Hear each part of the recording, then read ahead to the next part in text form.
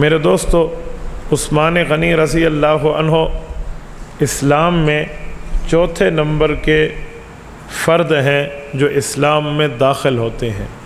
مردوں میں چوتھے نمبر کے اندر اسلام قبول کرنے والی شخصیت کا نام عثمان بن عفان ہے۔ اسلام کے بعد ان کو بہت سے شرف ملے ہیں اور آخر میں ان کی مظلومانہ شہادت ہے۔ حضرت رقیہ حضور کی دوسری بیٹی ہیں، حضرت عثمان غنی کی بیوی بنتی ہیں۔ جب اسلام قبول کیا تو چچا نے گھر سے نکالنے کا کہا، کھانا پینا خرچہ بند کرنے کا کہا اور ترغیب بتوں کی دلائی، لیکن جب انہوں نے ہر بات ماننے سے انکار کر دیا اور وہ سمجھ گیا کہ اب یہ واپس نہیں آتے تو انہوں نے ان کو گھر سے نکال دیا۔ رسول اللہ صلی اللہ علیہ وسلم نے اپنے شاگرد ہونے کے ناطے، صحابی ہونے کے ناطے، اپنے داماد ہونے کے ناطے آپ علیہ السلام نے جگہ دی ہے۔ حضرت عثمان ذو النورین یہاں رہے، جب اپنے گھر والے بھی مقاطعہ کر کے نکال دیں، سوشل بائیکاٹ ہو جائے، عوامی سطح پہ آپ کا کوئی ساتھ دینے والا نہ رہے، فیملی ممبر کوئی آپ کو منہ لگانے کے لیے تیار نہ ہو، تو غیروں کو تو ویسے ہی یہی موقع چاہیے، وہ تو زیادہ تکلیفیں دیں گے۔ حضرت عثمان رضی اللہ تعالیٰ عنہ اس طرح کی زندگی گزار رہے تھے۔ حبشہ کی ہجرت کا حکم آیا، حضرت عثمان نے بیوی کے ساتھ حبشہ ہجرت کی ہے۔ اللہ کے رسول نے فرمایا صلی اللہ علیہ وسلم کا سیدنا لوط علیہ السلام کے بعد جس نے سب سے پہلے اپنے گھر والوں کو لے کر ہجرت کی ہے وہ میرا داماد عثمان ذو النورین ہے۔ حضرت عثمان حبشہ گئے۔ حبشہ مدینہ مکہ مکرمہ سے کوئی زمینی راستے پہ نہیں تھا، یہ سمندری راستے پہ ہے۔ آج کل اسے اتھوپیا کہتے ہیں۔ حضرت عثمان نے سفر کیا ہے اوپن بوٹ، کھلی کشتی میں، وہ کوئی بند کشتی نہیں تھی جس سے سمندری کی ہوائیں، سمندر کی فضاؤں سے محفوظ رہ جا سکے، وہ نہیں تھا۔ خاوند بیوی نے باقی مجمع کے ساتھ سفر کیا۔ حضرت رقیہ کی عمر چھوٹی تھی، یہ بیمار ہو گئیں اس سمندری سفر پہ۔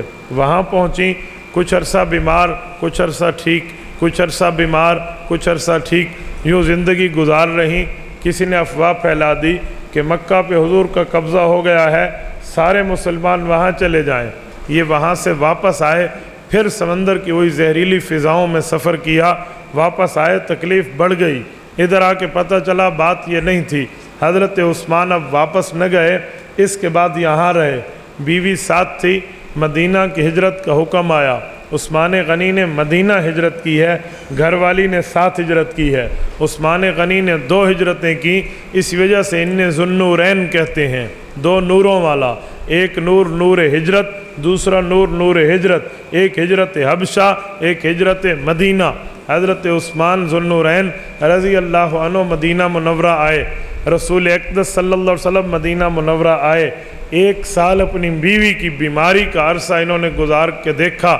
جب اللہ کے رسول بدر کی جنگ میں تشریف لے جانے لگے، حضرت عثمان ذو النورین رضی اللہ عنہ نے عرض کی، یا رسول اللہ مجھے بھی لے جائیں۔ کہا عثمان بیٹا، آپ اپنی بیوی کی خدمت کرو، آپ اپنی بیوی کے پاس رہو، تیمارداری میں حصہ لو، آپ وہاں رہو گے، انشاءاللہ آپ کو بدر کے مجاہد کا ثواب ملے گا۔ حضرت عثمان گھر رہے ہیں اور حضور پاک علیہ السلام ساتھ نہیں لے گئے۔ جب جنگ سے واپس آئے اس وقت حضور کی یہ بیٹی دنیا سے رخصت ہو چکی تھی۔ عثمان ذو النورین کی یہ بیوی کی وفات کا وہی اثر تھا جو اثر سمندری سفر آنے جانے میں زندگی کے متاثر ہونے کی وجہ بنا تھا۔ حضرت عثمان غنی اپنی بیوی کو قبر میں رکھنے لگے، اللہ کے رسول تشریف لے آئے، بدر کی خوشی آنکھوں میں سجائے آئے۔ یہاں آئے تو حضور پاک کو اپنی دوسری بچی کی وفات کا صدمہ پہنچا۔ اللہ کے رسول خود قبر میں اترے، اپنی چادر مبارک بچھائی، حضرت عثمان کی بیوی اپنی بیٹی کو قبر کے حوالے کیا۔ حضرت عثمان کو اللہ کے رسول نے بدری مجاہد شمار کیا ہے، حالانکہ وہ بدر میں نہیں گئے تھے، جہاد بدر کا انہوں نے نہیں لڑا تھا، ان نے جنگ بدر میں شرکت نہیں کی تھی۔ حضور نے پھر بھی بدری شمار کیا اور بدر کے تمام شرکاء کو جتنا حصہ ملا مال غنیمت کا، وہی حصہ حضرت عثمان کو اسی طرح ملا ہے۔ وجہ یہ تو جہاد میں نہیں گئے، اس کی وجہ یہ ہے یہ رسول اللہ کی تشکیل میں تھے۔ جو امیر کی تشکیل میں ہو وہ جہاں ہو وہ دینی کام کا ثواب پاتا ہے۔ جب بچہ ماں کی خدمت کرے لوگ کہتے ہیں جہاد کر رہا ہے، کیوں؟ ماں کی خدمت جہاد ہے، بیمار بیوی کی خدمت جہاد ہے، لوگ مذاق اڑائیں گے یہ بیوی کی خدمت کو جہاد کہہ رہا ہے۔ عثمان غنی کو مجاہد شمار کیا گیا ہے بیوی کی خدمت پر۔ یاد رکھیں جب بیوی بیمار ہو، اس کو آپ کی تعاون کی ضرورت ہو، آپ کی مدد کی ضرورت ہو، آپ پھر شان عثمانی اپنے اندر رکھ کے اس کی خدمت کریں، اس کو اپنے لیے برا نہ سمجھیں۔ وہ آپ کے ایمان کی محافظ ہے، وہ آپ کے نسل کی محافظ ہے، وہ آپ کا ساتھ دے رہی ہے، وہ رفیقہ حیات ہے۔ کیا معنی؟ پوری زندگی کی اونچ نیچ اس نے آپ کے ساتھ برداشت کرنے، آپ ان کے ساتھ نرم رہیں۔ اللہ کے رسول فرماتے ہیں تم بہتر رہو بیویوں کے ساتھ، کیونکہ میں تمہارا نبی اپنی بیویوں کے ساتھ بہتر ہوں۔ یہ اللہ کے رسول کا فرمان ہے۔ خاتون نے مجھے فون کیا، کہا مفتی صاحب میں نے اسپیکر کھولا ہوا ہے، میرے خاوند میرے ساتھ بیٹھے ہیں، میں نے ان کی اجازت سے آپ کو فون کیا ہے، میں نے ایک مسئلہ پوچھنا ہے۔ میں نے کہا بیٹا پوچھو۔ کہنے لگی میں نے آج پورا دن کپڑے دھوئے ہیں، میں بیمار ہو گئی ہوں، میرے پاؤں کی تلیاں دکھ رہی ہیں، میں نے اپنے خاوند سے کہا مجھے تیل کی مالش کر دیں پاؤں پہ بھی سر پہ بھی، تو میرے خاوند مجھے کہنے لگے اگر خاوند بیوی کے پاؤں دبائے گا تو بیوی نکاح سے نکل جائے گی۔ تو اگر مسئلہ ایسے ہے آپ بتا دیں، میں اپنا جملہ واپس لے لیتی ہوں، اگر مسئلہ ایسے نہیں ہے تو آپ مسئلہ بتا دیں۔ میں نے اسے کہا بیٹا یہ غلط بات ہے، کون کہتا ہے بیوی کی خدمت پہ، بیوی کے پاؤں دبانے پہ، بیوی کے سر کی مالش کرنے پہ، بیوی کو چابی کرنے پہ، اس کی خدمت پہ طلاق ہوتی ہے؟ اور خدا کے بندے بیوی کی خدمت کریں تو اللہ رب العزت بندے کو مجاہد شمار کرتے ہیں۔ یاد رکھیں جو اپنی بیوی کو عزت نہیں دے گا یہ گناہوں سے نہیں بچ سکتا، اس کو بدنظری کرنی پڑے گی، اس سے ادھر ادھر منہ مارنا پڑے گا۔ اگر بیوی کی عزت کرتا ہے اس کا مطلب ہے یہ اپنے نیک ہونے کی ضمانت دے رہا ہے۔ اور جو لوگ بیویوں کی عزتیں نہیں کرتے، ان کی قدر نہیں کرتے، ان کا خیال نہیں رکھتے، میں نے اپنے زندگیوں میں یہ دیکھا ہے، جب تو اپنی بیوی کا خیال نہیں رکھے گا یاد رکھ پھر تیری بیٹی کا بھی آگے خیال نہیں رکھا جائے گا۔ تو کس منہ سے اپنی بیٹی کے حقوق مانگے گا اپنے داماد سے؟ وہ کہے گا تو اس کی ماں کے ساتھ نہیں لڑتا تھا۔ تو یاد رکھو اگر چاہتے ہو بندے کی بیٹیاں اچھی جگہ رہیں تو بندہ دوسروں کی بیٹی اپنی بیوی کی عزت کرنا سیکھے۔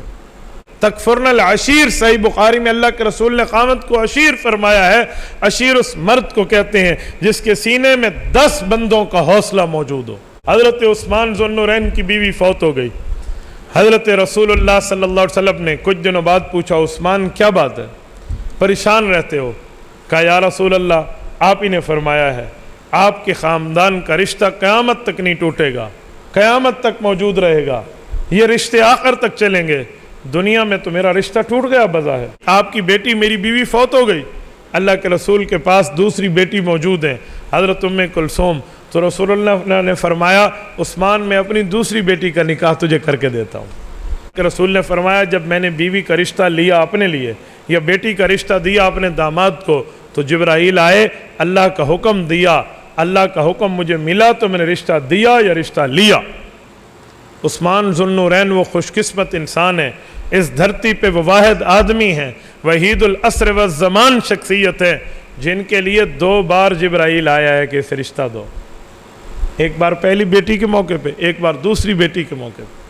حضرت عثمان ذو النورین رضی اللہ عنہ کی ایک فضیلت کو دیکھیں، حضرت امام سیوطی فرماتے ہیں لوگوں عثمان ذو النورین جیسا صاحب الفضیلت پوری امتوں میں نہیں ہے۔ وہ کیسے؟ فرمائے 1,23,999 پیغمبر کی امم کو دیکھو، امتوں کو دیکھو تو آپ کو ایسا کوئی بندہ نہیں ملے گا جسے ایک نبی کی 2 بیٹیاں یکے بعد دیگرے ملی ہوں، یہ صرف حضرت عثمان ذو النورین ہے۔ حضرت عثمان کو اللہ کے رسول نے دوسری بیٹی کا رشتہ دیا ہے اور یہ سن 9 ہجری تک زندہ رہی ہیں پھر فوت ہوئی ہیں۔ نبی کی بیٹی کی خصوصیت یہ ہے وہ جس آدمی کے نکاح میں جائے اس پر اس کی زندگی میں سوکن لانا حرام ہے۔ جب نبی کی بیٹی کا کوئی خاوند ہے تو جب تک حضور کی بیٹی اس کے نکاح میں ہے وہ دوسری شادی نہیں کر سکتا۔ یہ پیغمبر علیہ الصلوۃ والسلام کی بیٹیوں کی فضیلت اور رسول اللہ کی خصوصیت ہے۔ تو حضور پاک علیہ السلام کے 3 داماد حضرت ابو العاص، حضرت عثمان دوہرے اور حضرت علی، ان تینوں دامادوں نے کبھی حضور پاک علیہ السلام کی بیٹی کی موجودگی میں دوسرا نکاح نہیں کیا۔ حضور پاک علیہ السلام نے دوسرا رشتہ دیا۔ حضرت عثمان کی اس سے 2 اولادیں ہیں، ایک روایت میں 1 اولاد ہے، روایت میں 2 نام آتے ہیں، ایک نام ابان آتا ہے، ایک نام عبداللہ آتا ہے۔ یہ بیٹے رسول اللہ صلی اللہ علیہ وسلم کی بیٹی سے حضرت عثمان کے پیدا ہوئے ہیں۔ یہ عبداللہ ویسے حضور پاک کا نواسا ہے جیسے حضرت حسن اور حسین نواسے ہیں رضی اللہ عنہما۔ حضرت عثمان کا یہ رشتہ چلا۔ میرے دوستو، حضرت عثمان ذو النورین کی فضیلتوں پہ ایک فضیلت اور بھی ہے۔ مدینہ منورہ میں اللہ کے رسول صلی اللہ علیہ وآلہ وسلم بیٹھے ہیں۔ مدینہ منورہ کا ایک کنواں ہے جس کا پانی بہت میٹھا ہے، اس کا نام ہے بئر روما۔ بئر روما کا کنواں آج بھی موجود ہے۔ مسجد قبلتین سے قبلے کی سائڈ پہ اگر آپ چلیں تو آپ 2 کلومیٹر نہیں چلے ہوں گے، آپ کو وہ باغ ملے گا۔ اگر محکمۃ الغابیہ کے ساتھ آپ کا رابطہ ہو تو آپ اس باغ کے اندر بھی جا سکتے ہیں، محکمہ جنگلات والوں کا، آپ اس کے اندر بھی جا سکتے ہیں۔ وہ کنویں سے آپ پانی بھی پی سکتے ہیں۔ کنواں بند کر دیا گیا ہے، کسی زمانے میں وہ کھلا تھا۔ میں الحمدللہ کئی بار اس پر حاضری کا شرف حاصل کر چکا ہوں۔ وہ کنواں آج بھی موجود ہے۔ بئر روما بہت زبردست میٹھا پانی ہے وہاں کا۔ اللہ کے رسول صلی اللہ علیہ وسلم کو بہت اچھا لگتا تھا پانی، اس کے قریب باغ تھا۔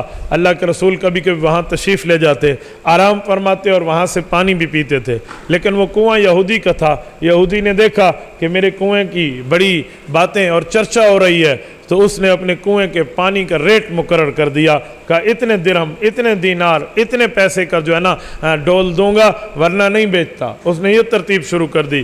جب یہ ترتیب شروع کر دی، انہوں نے بیچنا شروع کر دیا۔ پیسے بہت زیادہ، مسلمانوں کے پاس اس طرح کی اور پانی کا سلسلہ موجود نہیں تھا۔ تو اللہ کے رسول کے پاس صحابہ کرام پریشان ہونے کے حالت میں آئے تو حضور پاک علیہ السلام نے فرمایا، جو بندہ یہ کنواں خرید دے گا اسلام کو، اللہ پاک اس کو جنت دیں گے، میں نبی اس کی ضمانت لے رہا ہوں۔ حضرت عثمان کھڑے ہوئے کہ یا رسول اللہ میں، فرمایا ہاں تجھے بھی یہ فضیلت ملے گی۔ حضرت عثمان ذو النورین رضی اللہ عنہ گئے، یہودی کو کہا کہ آپ یہ کنواں بیچیں۔ اس کو سمجھ آ گئی کہ کنواں کیوں بیچنا چاہ رہا ہے، خریدنا چاہ رہا ہے۔ اس نے کہا جی نہیں، میں کنواں نہیں بیچتا، یہ بہت مہنگا ہے، آپ کی بس سے باہر کی بات ہے، آپ نہیں خرید سکتے۔ حضرت عثمان نے فرمایا یار آپ دام بولو، نہیں خرید پاؤں گا تو نہ کر دوں گا، لیکن خرید سکوں گا تو بات بن جائے گی، آپ کو چاہیے آپ قیمت بتا دیں۔ بہرحال اس نے انکار کرتا رہا، اس کی چاہت تھی کہ پیسے بڑھتے آئے۔ حضرت عثمان رضی اللہ عنہ نے ایک بہت زبردست اس کے ساتھ چال چلی اسلام کی حق میں۔ فرمایا اے یہودی، ایک معاہدہ کر لیتے ہیں، تو آدھا کنواں بیچ دے، آدھا کنواں اپنے پاس رکھ۔ اس نے کہا آدھا کنواں کے ماندہ، آدھا کنواں کیسے؟ فرمایا ایک دن پانی تو بیچنا، ایک دن پانی میں بیچوں گا، آدھا کنواں تیرا، آدھا کنواں میرا، جتنے پیسے آدھے کنویں کے لینے ہیں مجھ سے لے لے۔ اس کے دل میں لالچ آ گیا، لالچی تھا۔ اس نے کہا چلو یہ تو چل جائے گا نا، تو اس نے اسی لیے لالچی کا معاملہ کیا۔ انہوں نے کہا جی ٹھیک ہو گیا، میں جو ہے نا آدھا کنواں بیچنے کے لیے تیار ہوں۔ حضرت عثمان غنی نے فرمایا ایک دن میں بیچوں گا، ایک دن تم بیچنا۔ وہ نہیں سمجھا کہ عثمان کے پانی بیچنے کا مطلب کیا ہے، حضرت عثمان کیا پانی بیچنا چاہ رہے ہیں۔ مومن تو رب کے ہاں بیچتا ہے نا، اللہ سے اس کو بدلہ لیتے ہیں۔ اس نے سمجھا لوگوں کو بیچے گا، تو اس نے سوچا اگر عثمان تھوڑا مہنگا بیچے گا تو میں سستا بیچوں گا، میری جو ہے نا کیا کہتے ہیں خرید و فروخت زیادہ ہوگی۔ حضرت عثمان نے آدھا کنواں خریدا، اللہ کے رسول کے پاس آئے، کہا یا رسول اللہ میں کنواں خرید لایا ہوں، اسلام پہ وقف کر رہا ہوں، آپ جنت کے بحال کی ضمانت لے چکے ہیں۔ حضور پاک کھڑے ہوئے فرمایا عثمان تجھے بشارت ہو، رب نے وہ محل تیرے نام کر دیا ہے۔ اس کے بعد فرمایا لوگو ہم نے کنواں خرید کے مسلمانوں میں دے دیا ہے، اب جس کو چاہیے عثمان کی باری والی دن میں جا کر پانی مفت لے لے۔ ہو گیا، چلتا رہا معاملہ، 2 4 5 باریاں گزری، یہودی کا بٹھا بیٹھ گیا، اس سے پانی اس کی باری والے دن میں لینے ہی کوئی نہ جاتا، پریشان ہوا۔ حضرت عثمان کے پاس آیا، کہا یار تم نے تو مفت بیچ دیا۔ کہا میری مرضی، میں تو اب مالک کو مفت بیچوں، پیسے دوں، تیرا کیا لینا دینا۔ انہوں نے کہا یار ایسے نہ کرو۔ انہوں نے کہا نہیں آپ مجھے نہیں کہہ سکتے، آپ نے منہ مانگے دام مانگے تھے، میں نے آپ کو منہ مانگی قیمت دی ہے، آپ کون ہو مجھ کہنے والے؟ میں مفت بیچوں یا پیسے سے بیچوں میری مرضی ہے، میں اس کا مالک ہوں، تو مجھے نہیں کہہ سکتا، جا ورنہ کس سے فیصلہ کرا لے۔ اب فیصلہ تو یہودی کراتا نہیں کیونکہ پھنس گیا تھا۔ 1 2 دن بعد آ کے کہنے لگا اچھا یار آدھا کنواں اور بھی خرید لے۔ حضرت عثمان نے اللہ کے رسول کے مشورے کے ساتھ جواب دیا، فرمایا اچھا اگر تو مجھے مجبور ہو کہ آدھا کنواں دیتا ہے تو پھر ایک شرط ہے، وہ شرط یہ ہے کہ ساتھ یہ باغ بھی بیچ، یہ باغ بھی بیچ، حدیقہ روما یہ بھی بیچ، تاکہ اس باغ کو بھی ہم خریدیں۔ تو اس نے کہا ٹھیک ہے میں باغ بھی بیچتا ہوں، باغ بھی لے لیا، پورا کنواں بھی لے لیا اور اسلام پہ وقف کر دیا۔